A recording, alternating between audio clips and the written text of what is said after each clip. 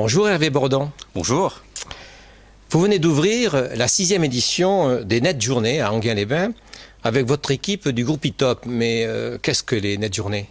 Les Net Journées, c'est le Forum national de l'éducation numérique. C'était donc la 6e édition qui a pour ambition d'être un lieu de rencontre, d'échange, de co-construction mutuelle du numérique éducatif. Donc c'est 200 ateliers, c'est 500 participants sur 3 jours qui échangent, qui montrent leurs pratiques, qui travaillent ensemble pour construire le numérique éducatif de demain.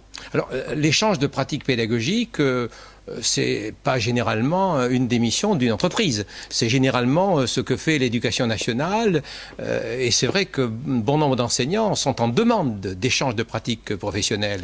Donc là, c'est une entreprise qui le fait, c'est ITOP.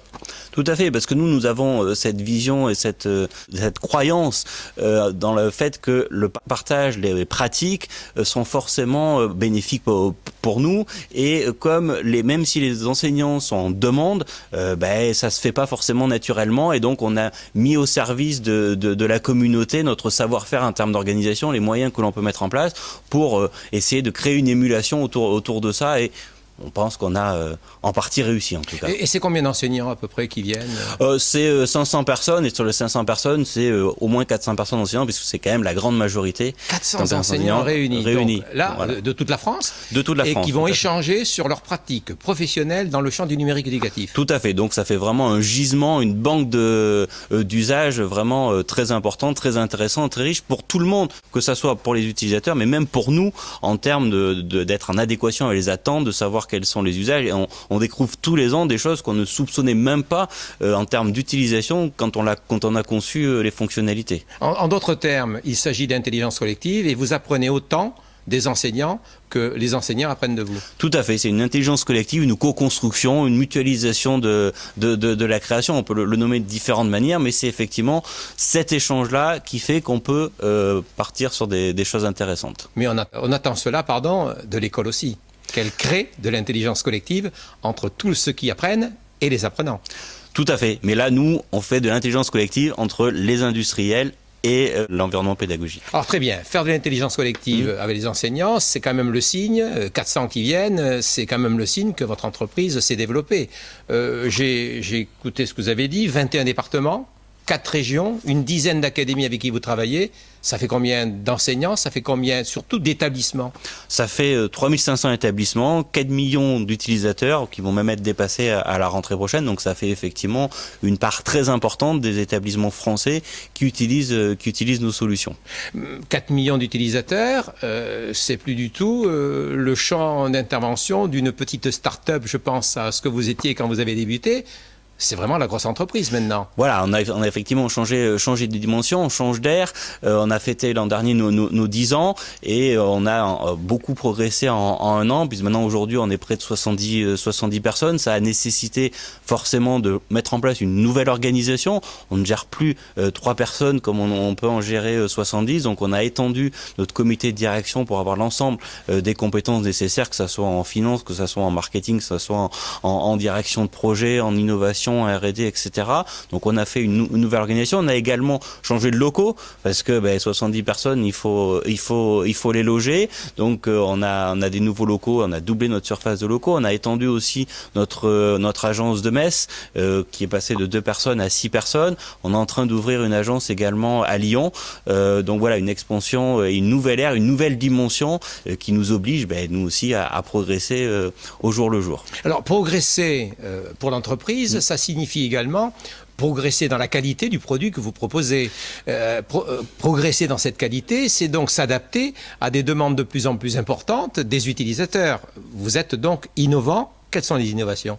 Alors en termes d'innovation, elles sont nombreuses, et si on doit écouter les utilisateurs, on n'arriverait même pas à tout gérer. Donc après, on doit les prioriser. On a beaucoup travaillé sur la gestion et la diffusion de comptes, qui sont aujourd'hui, quand on est sur des millions d'utilisateurs, un élément très important pour pouvoir développer tout ça.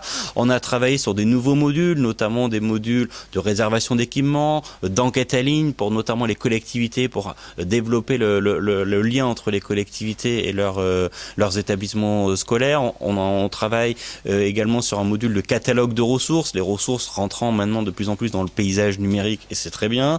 On travaille sur l'emploi du temps, la génération de l'emploi du temps en ligne, de nouvelles ressources pédagogiques avec une approche granulaire à travers un portail NetEdu qui est un portail multidisciplinaire granulaire, de nouvelles ressources et types de ressources issues de notre R&D à travers NIPIB qui permet de pouvoir observer des images microscopiques en très très haute définition avec un ensemble d'environnements, un environnement pédagogique adapté, de nouveaux contenus sur la résolution de problèmes complexes. Donc beaucoup d'innovations sont effectivement présentées dans cette NetJournée. Alors il y en a une que vous n'avez pas citée, je les ai bien écoutées, c'est l'ouverture sur la mobilité.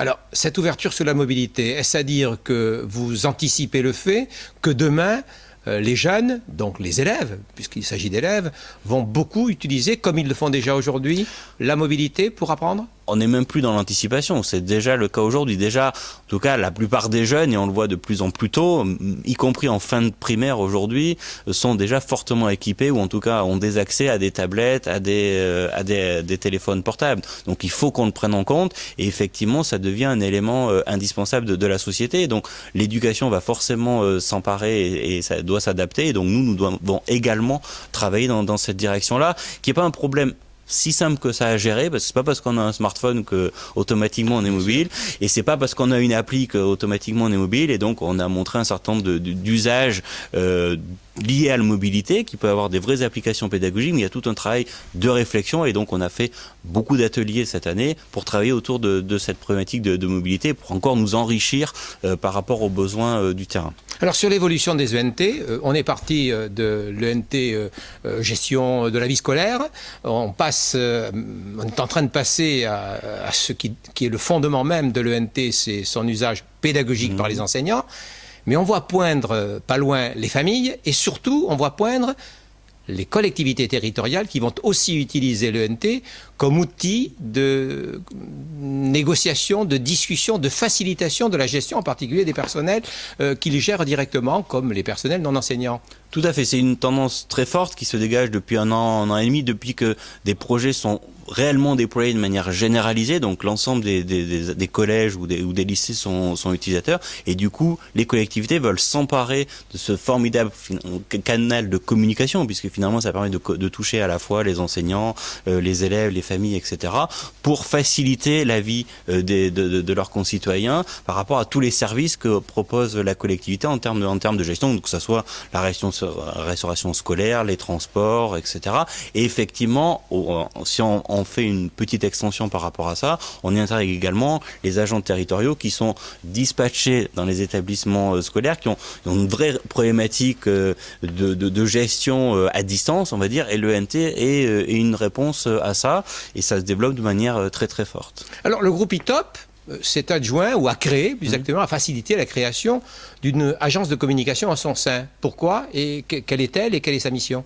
Alors l'agence de communication Wasabi, donc qui fait partie intégrante du groupe ITOP, c'est effectivement spécialisé sur l'éducation, et c'était au départ pour répondre à des besoins internes, parce que quand on a voulu travailler sur la communication dans le monde de l'éducation, on s'est aperçu que c'était un savoir-faire qui n'existait pas forcément sur le marché, et puis de fil en aiguille, le besoin s'est fait sentir de manière plus large, que ce soit pour nos clients historiques de collectivités qui ont certes tous des agents de communication, mais qui n'ont pas forcément le savoir-faire spécifique éducation, donc font appel à nous pour créer des logos, pour faire des vidéos, etc. Mais également d'autres industriels qui travaillent dans l'éducation et qui ont un peu finalement le même problème. Donc c'est vraiment sa spécificité, l'agence Wasabi, une agence globale de communication spécialisée dans l'éducation. Si je pouvais résumer un petit peu votre intervention, ITOP se porte bien. ITOP se porte très bien et en plein développement. Merci beaucoup Hervé Bordon. Merci.